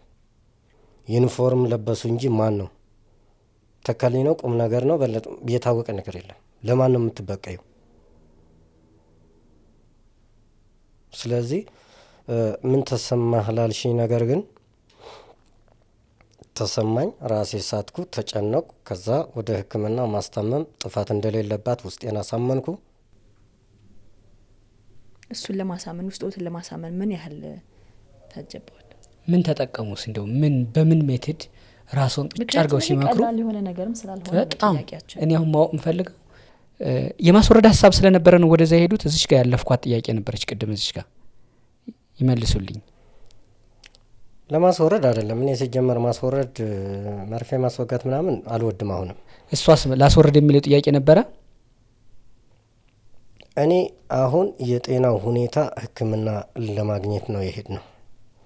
ግን እንደዚህ የምትወስነው ይወርዳል ወይ እንዴት ነው? እንደዚህ አይነት ችግር ገጠመ፣ እርግዝናውም ከኔ ውጭ ነው የተደረገ ብዬ ባለሙያ አማክሬያለሁ። እሺ አይ አንድ ጊዜ ሂዶበታል፣ ሰውነቷም ጥሩ አይደለም፣ የሷ ህይወት ላይ አደጋ ከሚጥል ቢወለድስ የሚል ጥያቄ መጣ። ተቀበልኩት። ከልጁ በፊት ምንድነው ያሳሰበኝ? እዛ ባለቤቴ ህይወት የሚያሳጣ አይነት ነገር ከሆነ አልፈልግም ነው ቀጣ። እሺ ይወለድ፣ የቃል ኪዳን ትዳር የሚቀጥላሉ።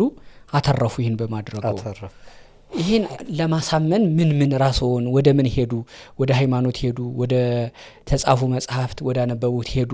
ወደ መከላከያ ነበሩ እርስዎ 50 አለቃ ነዎት። ወደዛ የሆነ የጭንቅ ጊዜ መውጫ ጥበብ አለ አይደለ? በጣም ብዙ የአደጋ ጊዜ መውጫው ራሱ ይነገራል። ዲሲፕሊን፣ ለሀገር መሞት፣ በጣም ከባድ ነገር ሲመጣ መከላከያነት በራሱ 50 አለቃነት በራሱ ለወገን መሞት ነው። መከላከያነት እሱ ነው አይደለ? ቀድሞ ግንባር እሱ እየሞተ ሀገርን ማስቀጠል፣ ትውልድ መጠበቅ፣ ዳር ደንበርን መከታ መሆን ነው የመከላከያነት። እርስዎ አሁን መከታ ነው የሆኑት፣ ነብስ ነው የሆኑት። ለማን? ለባለቤቱ። ለማን? ለተወለደችው ልጅ። ይሄን አእምሮን ይሄን ማሳመኛና መቀበያ ከየት ነው ያመጡት? ምን ብለው ራስዎን ቁጭ ብለው መከሩ? ወይስ ሌላ ሁለተኛ ሶስተኛ ሰው መከረውት? እንዲሱን እንዲነግሩን ብዬ ነው። እኔ የመከረኝ ነገር የለም፣ የታከምኩትም ነገር የለም። ረስቻለሁ ሲላችሁ እኮ አሁን ደስተኛ ነኝ ሁሉም ጠፍቷል ማለት አይደለም። ይቀጥላል፣ አይጠፋም እኮ በህይወት እስካለ ድረስ። ግን አዎ መከላከያም ያስተምራል። አንደኛ የምትማርበት ህይወት ነው እሱ። መርሁም ከራስ በፊት ለህዝብና ለሀገር ነው የሚለው። እንኳን ለባለቤትህ ለህዝብ ነው እያልኩ ያለ፣ ለማንኛውም ህዝብ ነው እያልኩ ያለ። አሁንም ሳስተላልፍ ማንኛውም ህዝብ በዚህ አይነት ምክንያት ትዳር እንዳይፈርስ ወዶ አይደሉም፣ እናቶቻችን ወዶ አይደሉም ይሄ ነገር እየገጠማቸው ያለው እያልኩ ነው ለህዝብ። እሱ ያረኩት ግን ግዴታዬም ነው፣ የቃል ኪዳን ግዴታዬም። ሁለተኛ ከፈረሰ ተጎጂ እንጂ ተጠቃሚ አይደለም። ቤተሰብ እየፈረሰ ነው፣ ቃል ኪዳን እየፈረሰ ነው። እንደዛ በማድረጌም ከዛ በኋላ አትርፌበታለሁ። ቅድም እንደነገርኳቸው አሁንም እግዚአብሔር ካለ ርጉዝ ናት። አሁንም እዛው አለ እንትን ፎቶ አሁን ወደ 7ኛ ወር ወደ 6ኛ ወር ናት። ስንተኛ ልጅ ማለት ነው? 6ኛ። በጣም ይገርማል። ስለዚህ እሱ ግዴታዬ ነው። ቁስሉም እንዳለ ሆኖ አብሮኝ ቢኖርም ቁስሉ ወደ ጸጋ መቀየር ነው። እሷ ጸጋ የምትሆንበት፣ እሷ አስተምረ ጸጋ የምትሆንበት ባይዘው። ይሄ ነገር ጥቅምም አለው ጉዳትም አለው። ጉዳቱ የእሷ ሞራን እንዳይነካ በጣም ነው መወዳት።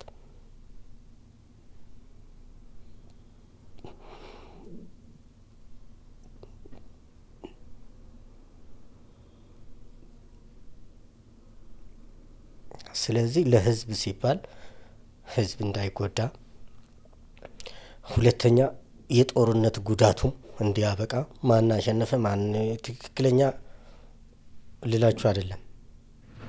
በዛ ላይ እውቀትም ስለሌለኝ የሚመለከተው ሰው ስላለ ለማንም ግን አይጠቅምም። ማን ያሸንፍ ማን ኪሳራ ነው ያለው። ኪሳራው ቀጥታ በሚዋጉ ታጣቂዎች ብቻ አይደለም፣ ምንም በማይመለከታቸው ሲቪላኖች፣ እናቶች፣ ህጻናቶች፣ በእምነት ተቋሞች ሰው ነው። በቃ አዳምና ሔዋን ነው። ይህ ግን በጣም በሚገርም ሁኔታ ትግራይ ራሱ አድዋና ተንቤን እየከፋፈለ የሚውላለ። ኦሮሚያ ክልል የሆነ ወለጋ ነው ነቀምት ነው ይላል። የጅማ ኦሮሞ ነው ትክክለኛ የነቀምት ነው ብሎ ይከራከራል። አንድ ሰው ወዶ ነው ጎንደር የሚሆነው፣ ወዶ ነው ጎጃም የሚሆነው፣ ወዶ ነው ትግሬ የሚሆነው ቢሆንስ ነው በሰፈር እየከፋፈልክ። ስለዚህ አይጠቅም። አሁንም የሚካሄድባቸው ቦታዎች ቢታሰብለት፣ መነጋገሩ ቢለመድ። እውነት አንዳንድ ጊዜ ራብ የሚያውቀው የተራበ ነው፣ ጉዳትን የሚያውቀው የተጎዳ ሰው ነው። እና ቢያበቃ የሚል ሀሳብ አለኝ። አሁን ወደዚህ መጣለው ሲል በቃ የሆነ ወደ ገሃነም እንደሄድኩ አይነት። ኧረ ተው አንተ በአሁን ሰዓት እንዴት አዲስ አበባ ትሄዳለህ ምናምን። ምንድን ነው እናንተ አዲስ አበባ ውላችሁ መቀሌ የማታድሩበት ምክንያት? እኔ አዲስ አበባ ውዬ ደብረ ማርቆስ አዳማ ማልሄድበት ምክንያት ምንድን ነው? ምን አይነት አገር እየተፈጠረች እንደሆነ በጣም ያሳዝናል። ሰፊ እኮ ነው። ለሌላ ሰው ቱሪስት እያስተናገደ አይደለም እንዴ?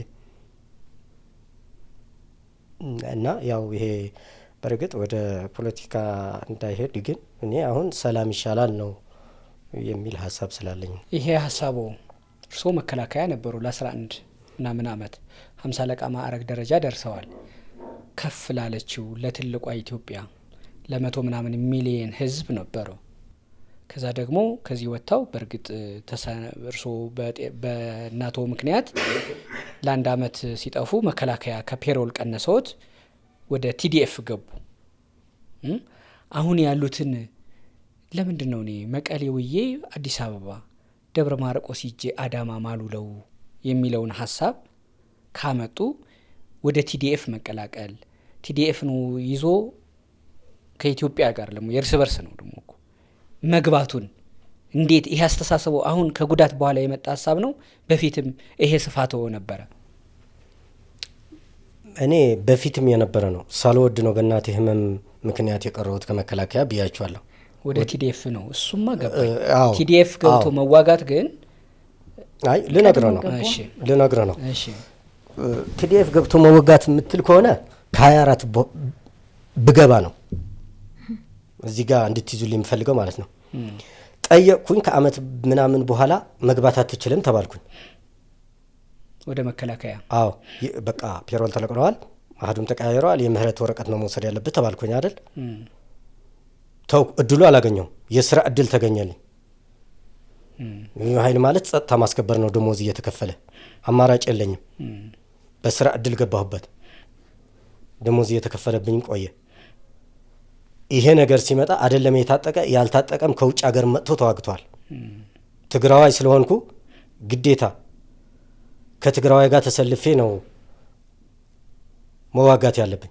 ይሄ ግዴታ ነው የማንም እንደዚህ ኢንተርቪው ምናምን ሳይሆን ይሄ ስፋቱ ነበረኝ። ለምን ያ እድል ስላላገኘው ለስራ እድል ብዬ ነው የገባሁበት በደሞዝ። ያ ነገር አጋጠመ። እንደማንኛውም ከውጭ ድረስ መጥቶ እኮ የተዋጓሉ። ስለዚህ እንደዛ ስለሆነ በስራ አማራጭ መከላከያ ቢሆኑ ኖሮ 50 አለቃ እንደው የመከላከያው ሳይወጡ ቢቀሩ የምህረት ደብዳቤዎችን ሳይወስዱ ቢቀሩ ኖሮ እዛ ውስጥ ቢኖሩ ኖሮ ለማን ይዋጉ ነበር?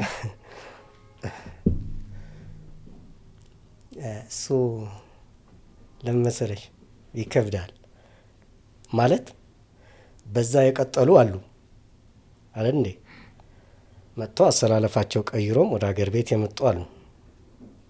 እሱን መገመት አይቻልም። ግን እኔ የገባሁበት በስራ ምክንያት ነው። የእርሶን እንለፈው ችግር የለም።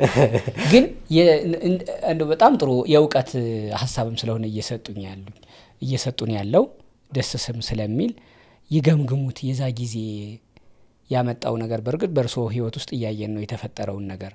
አሁንም ደግሞ ጉዱን እያየን ነው። በዚህም በዛም እንሰማለን በዜናዎቹም ያ የእርሶ ይሄ አለፍኩት እንዲህ ብዬ ተጎዳሁ፣ ይኸው ብረት በእግሮ ጥይት በትከሻው ያልወጣ ይዘው ነው የሚዞሩት አይደለ? ይሄ ሁሉ የጦርነት ውጤት ነው። እንዲህ አይነት ነገር ድጋሚም ሌላ ቁስል ሌላ እንትን ኢትዮጵያ ውስጥ ማንኛውም ሰው ላይ እንዳይፈጠር የሚመክሩትም ካለ የባለፈውንም ገምግመው መምከር። ምንም ይሄ በነገሮች ቅድም ፖለቲካ ምናምን አይደለም። ፖለቲካ በሰላም ውሎ ማደር ፖለቲካ አይደለም። ቅድም እንዳሉት የተዋጊዎቹ አይደለም የምንም የማያውቁ ህፃናትም ጉዳይ ነው። እኔ ለምሳሌ ጦርነት በየትም ሀገር እንዲኖር አልፈልግም። የትም ሀገር በጦርነት የሚከበር ጥቅምም እስካሁን አይቻል አቅም። ጦርነት ተዋጋ ሄዶ ምንድነው? ጠረጴዛ ነው። የመደራደር አቅምን መፍጠሪያ ነው ይባላል ጦርነት እንጂ በራሱ ጦርነት ጥቅምን አስከብሮ አያውቅም። የዛ ጊዜ እርስዎ ተሰልፈው የተዋጉለት የቲዲኤፍ ሰራዊት በኋላ የኢትዮጵያ መንግስት ሄዶ እኮ በጦርነቱ እኮ አይደለም ደቡብ አፍሪካ ፕሪቶሪያ ሄዶ እኮ ነው ተስማምቶ አይደለ ነገሩን ፈቶት አሁን ትንሽ ረገብ ያለው እና እንዲህ አይነት ነገርም እንደው በእርስዎ የኖሩት ስለሆነ እዛው ጥግ ስለሆኑ የተወሰነ ነገር ይንገሩን። አሁን ሰላም እኔ ስለፈለግኩት አይመጣም። አንተም መፈለግ መቻል አለብህ። አባባሌ ግልጽ ነው አይደል? ማለት ይሄኛው ሰላም ይፈልግ ይሄኛው ሰላም አንዱ ፈልጎ አንዱ እንትን ካለ እየሸሸው ራሱ ሊመጣብህ ይችላል። ሁሉም የዓለም ህዝብ ስለ ሰላም ቢነጋገር የሚል ሀሳብ አለኝ። ስለ ፍቅር ሃይማኖት አባቶችም ቢሆኑ ስለ ፍቅር የሶሻል ሚዲያ ተጠቃሚዎች አሁን አንዳንድ የሚያስጠላ አይደለም የሶሻል ሚዲያ ዝም ብሎ በመንደር በምናምን የሚወጡ ጽሁፎች ከእንደዚህ የምንቆጠብ ሰው በሰውነቱ ብናምን ስለ ስራ ስለ ፍቅር ብንነጋገር ጦርነት ሳይሆን የሆነ ማኩረፍ ነገርም ቢቀር ለሁሉም ይሄን ብዬ ልል ሳይሆን በሁሉም አካባቢዎች አሁን የሆነች ነገር በተለኮሰች ቁጥር እንትን የሆነ ነዳጅ መጨመር ሳይሆን መፍትሄዎችን የመፍትሄ አካል ብዙ ምሁር እኮ አለ። በመነጋገር ብናምን ልዩነታችን እንደ ውበት ብንጠቀመው ለስራ ብንጠቀመው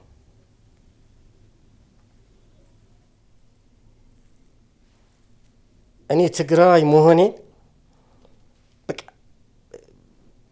ከዚህ ሂዶ የሚሄድ ስራ ስለ ስራ ጉዳይ የኔ ቋንቋ እንድትለምዱ ነው መጓጓት ያለባቸው እንጂ የሆነ ታርጌት አድርገህ የሆነ ሰው ሊበድል ይችላል፣ በበደለው ይጠየቃል።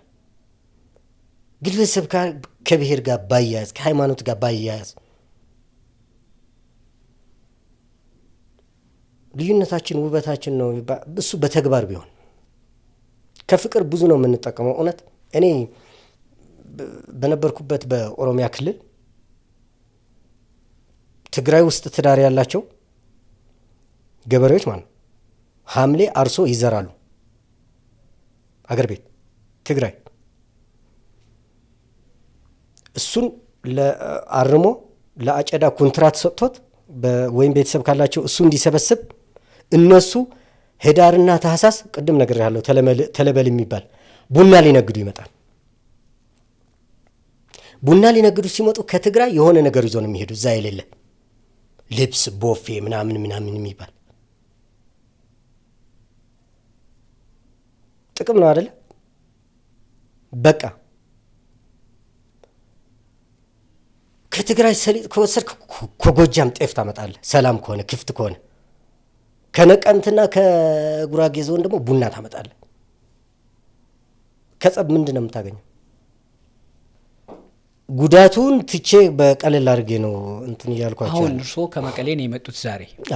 አሁን ዛሬ ጠዋት ነው የመጡት። 3 ሰዓት ከምናምን ነው የመጡት።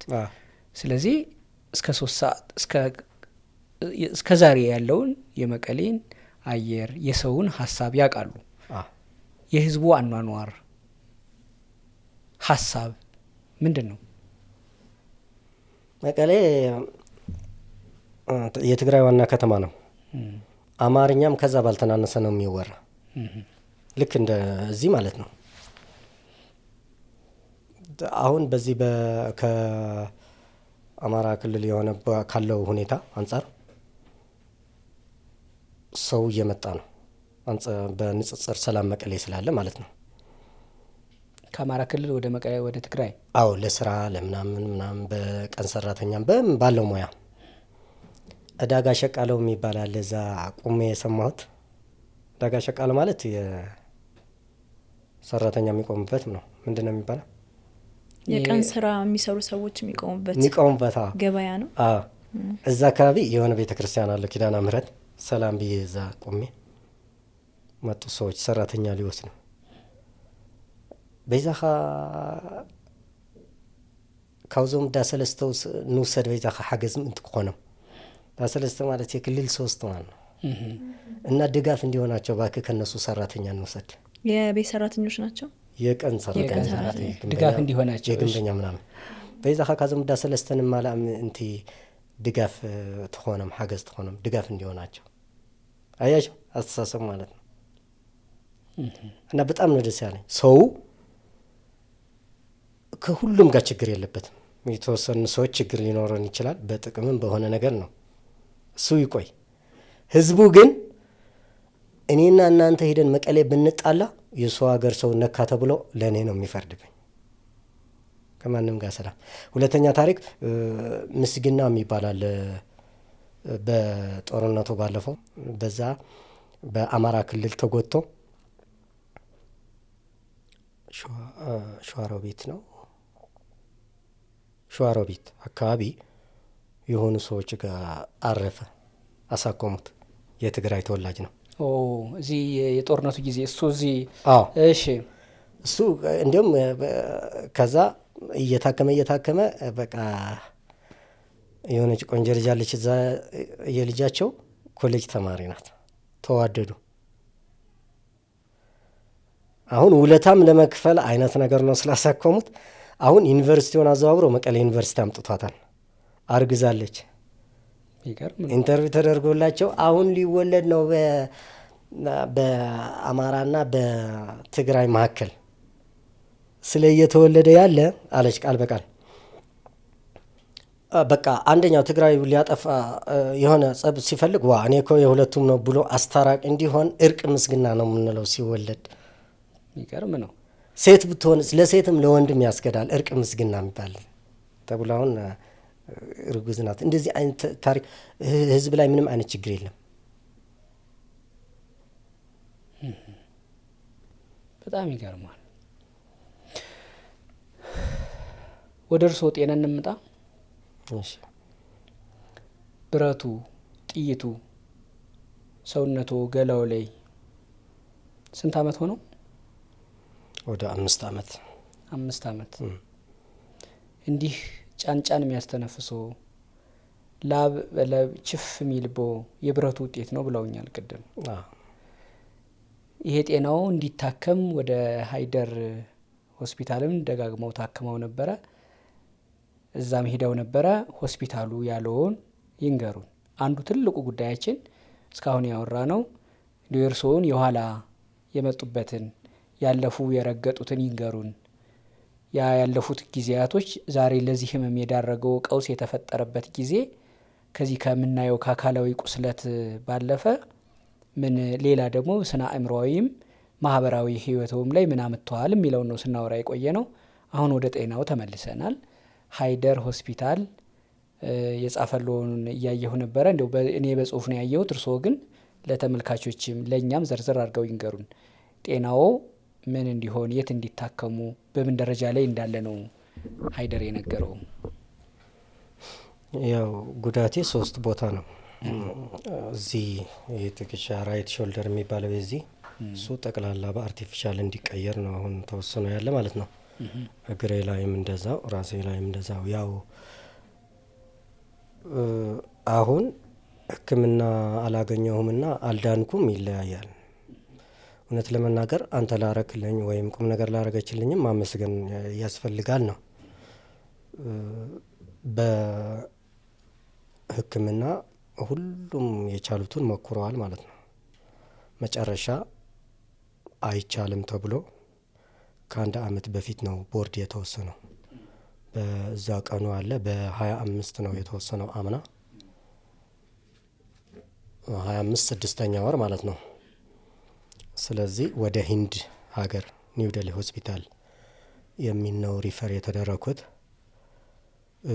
የተጠየቀው ጥያቄ ደግሞ ገንዘብ ደግሞ ያው በእኛ ብር ስንት እንደሚሆን አላቅም 13700 ዩኤስኤ ዶላር ነው እዛ ያለው ማለት ነው። ስለዚህ እኔ ደግሞ በዚህ ደረጃ ሳይሆን አሁን ቅድም እንዳወራ ነው የእለት ጉርሻ በሌለበት ደረጃ ነው ያለሁትና ያው አገር ውስጥ እንደ መታከም እንደማይችል ሪፈር ወደ ከሀገር ውጭ እንደሆነ ነው እና ለዚህ የሚሆንም አቅም ምንም የለኝም። ያው እየተሰቃየሁ ነው ያለው። ለመኖር አሁን በምን ይተዳደራሉ? 5 6 ልጆች አሉ። እርስዎ ባለቤቱ አለ፣ ህይወት አለ። እንዴት ነው የሚኖሩት አሁን?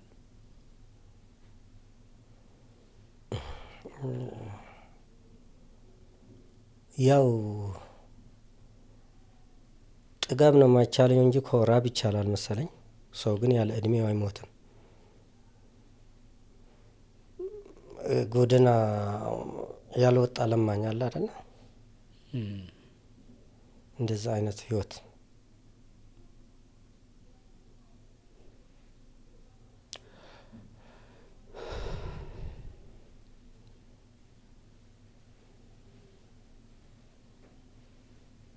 $13,700 ለህክምናው የተጠየቁት ወጪ ነው። ጥይት የቱ ጋር ነው ያለው ወጣ የተመቱት ያሉኝ? በከባድ እዚህ ጋር ብረት ነው። እዚህ ጋር ጥይት ሳይሆን ተመቶ ሂደዋል አይደለ? አሁን ይሄኛው የዚህ አቃፊ ራይት ሾልደር የሚለውማ ከጥቅም ውጭ ሆኗል። መገጣጠሚያው እዛ ያለው አይተዋል። እሺ ፎቶዎቹ ፎቶ እሱ ነው በአርቲፊሻል ህንድ ውስጥ የሚቀየር። ቦርዱ ውሳኔም እንደዛ ነው የሚለው ራይት ሾልደር የሚለው ከዛ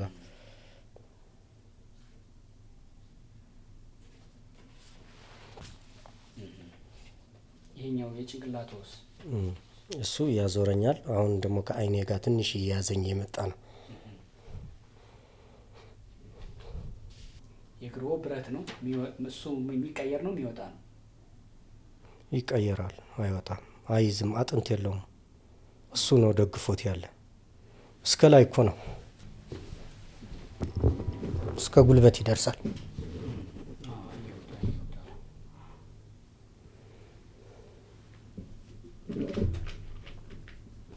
የመሀል አጥንት የለውም ማለት ነው። ይሄ አጥንት የለውም። እሱ በከባድ ስለፈረሰ ፈርሷል ሙሉ ለሙሉ። አዎ። የመታወት መሳሪያ ምንድን ነው? በሞርተር ነው። ተመልካቾቻችን ለጤና ሚኒስቴር ኢትዮጵያ ሜዲካል ሰርቪስ ጉዳዩ ትብብርን ይመለከታል። አቶ በለጠ አለሙ ቢተው የተባሉ ታካሚ የሆስፒታላችን ቦርድ ወደ ውጭ ሀገር ሂደው እንዲታከሙ ስለወሰነ በእናንተ በኩል አስፈላጊው ትብብር እንዲደረግላቸው እየጠየቅን አስታማሚ አቶ ቅዱስ በለጠ አለሙ መሆናቸውን ለማሳወቅ እንወዳለን። ከሰላምታ ጋር ዶክተር አብርሃ ገብረ እግዚአብሔር ቺፍ ክሊኒካል ዳይሬክተር ይላሉ። ይሄ በአማርኛ እንትን ያለው ነው። ሌሎች ከሆስፒታሉ ጋር ምናልባት እኛ አሁን ይሄ እስካሁን ምን ያህል አሰባስበዋል ሕክምናው? ምንም ገና ይሄ እግረኛው ፖድካስት ላይ መጥተው ቀርበው ችግሩን ሲነግሩ ሕክምናዬ ለዚህ ያስፈልገኛል ሲሉ ይሄ የመጀመሪያው ነው? አዎ። እሺ አካውንት ጎፈንድሚ እንደዚህ ክሬት አስደርገዋል? አካውንት የባንክ አካውንት አለዎት? አዎ። ጎፈንድሚ አካውንትስ? አሁን ብዙ ጊዜ ውጭ ያሉ ሰዎች እዚህ ወደ ኢትዮጵያ ወዳለ አካውንት ከመላክ ጎፈንድሚ ቢከፈት በዛቸው አካውንት የቻሉትን ትራንስፈር ለማድረግ ለሜዲካል ደግሞ ሲሆን ይፈቀዳል። ጎፈንድሚ ቶሎ ነው ክሬት የሚደረገው ለዚህ ፐርፐስ ተብሎ ማለት ነው። የሚያውቁት ሰው ውጭ አሜሪካ፣ አውሮፓ እንደዚህ ሰው የለም? ቤተሰብ የለም፣ አላወቁትም። ዝም ብሎ አካውንት የሀገር ውስጥ ነው እንጂ። እሺ ይሄን ቪዲዮ የሚያዩ ከኢትዮጵያ ውጭ ያሉ ሰዎች ቢያነጋግሩት እኛንም ቢያናግሩን ጎፈንድሚ እንዴት እንደሚከፈት ያው በእርግጥ የሚያውቁት የሚያምኑት ሰው ቢሆን ነው ጥሩ። ምክንያቱም በሱ ስም ነው የሚከፈተው። ከተሰበሰበም በኋላ ያን የመስጠት ሙሉ መብቱ የሱ ስለሆነ ማለት ነው። እና የሚያውቁት ሰው ካለ ጎፈንድሚ ቢከፍቱ። የባንክ አካውንትም ካለዎት የምን ባንክ አካውንት አለዎት? የንግድ ባንክ። የንግድ ባንክ፣ የአዋሽ ባንክ፣ እሺ፣ የብርሃንና የአንበሳ። በጣም ጥሩ። ሁሉንም አካውንቶች በስሙ ነው ያሉት? አዎ። ሁሉንም አካውንቶች ከስር እናደርጋለን፣ ቪዲዮ ላይ ስልክዎንም እናደርጋለን። መልካም እድል ነው የምንመኝልዎት። እርስዎ ታክመው ድነው ተመልካቾችም የየግላቸውን አስተዋጽኦ አድርገው ለምስጋና ደግሞ ለመገናኘት ያብቃን። እኔ በጣም የብዙ ቻይነት የብዙ አስተዋይነት የትልቅ ሰው አስተሳሰብ ነው ያየሁት እርስዎ ላይ።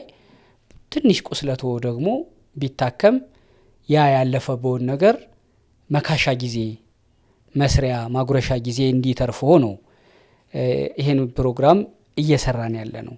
ይሄ ፕሮግራም ደግሞ ፍሬ አፍርቶ እርስዎ ታክመው ከህመም ስቃይ ድነው ማየት እንናፍቃለን እኛ። ይሄ ሁሉ እንዲሆን መልካም ምኞቴ ነው። 50 አለቃ በለጠ። እሺ እኔም አመሰግናለሁ። ዜር ይስጥልኝ። እውነት መተንፈስ ራሱ አንድ ነገር ነውና ይሄን ያህል እንደዚህ ስላከበራችሁኝ ዜር ይስጥልኝ፣ ዜር ያክብርልኝ።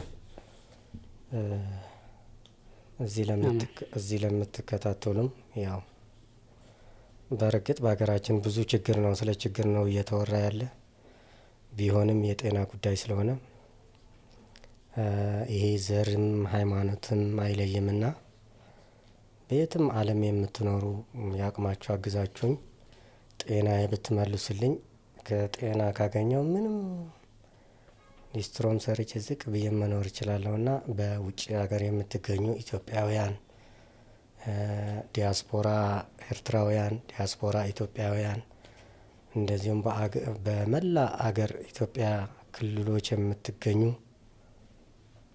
የአቅማችሁ አግዛችሁኝ እንድታሳክሙኝ በትህትና ጠይቃለሁ። ዜር ይስጥልኝ። ተመልካቾቻችን የ50 አለቃ በለጠ አለሙ ጉዳይ በእኛ ከመቀሌ ነው የመጡት። ዛሬም ወደ መቀሌ ይመለሳሉ። ኢንተርቪውን እንደጨረስን ወደ መቀሌ ነው የሚመለሱት። ትልቅ ጉዳያቸው ነው። ደግሞ ከአካል ቁስለታቸው ከህመማቸው ባለፈ ያለፉበት ህይወታቸው የትዳራቸው በራሱ ሕክምና የሚያስፈልገው ነው። ግን እሳቸው ይሄኛው ጤናቸው ከታከመ ያኛው እንደታከመ ይቆጥሩታል። ስለዚህ በቻላችሁ ከስር ባለው ስልክም ባለው አካውንትም እያገኛችሁ አግዟቸው። እኛም እሳቸው የጠየቁትን ጥያቄ እኛም እንጠይቀው። በሳቸው ገላ ውስጥ ያለው ብረት በእኛም እንዳለ ተሰምቶናል። በሳቸው ትዳር የተፈጠረው በእኛም እንደሆነ ተሰምቶናል። ያ ስሜት እዚህ ፕሮግራም ለመስራት ለማውራት ያክል አይደለም። እኔና እሳቸው ብዙ አውርተናል ከ50 አለቃ ጋር፣ የምርም ደግሞ ተሰምቶናል ለማለት ነው። 50 አለቃ ከመቀሌ በሰላም እንደመጡ ወደ መቀሌ በሰላም ይመልሶ። ተመልካቾቻችን ደግሞ እሳቸውን ከስር ባለው ስልክ አግኟቸው። በቻላችሁ በሀሳባችሁ፣ በተለየ ደግሞ በገንዘባችሁ፣ ደግሞ በጣም ከፍ ሲል በሙያችሁ በዚህ ዙሪያ ያላችሁ ሐኪሞች ልትኖሩ ስለምትችሉ እኛ እናመሰግናለን።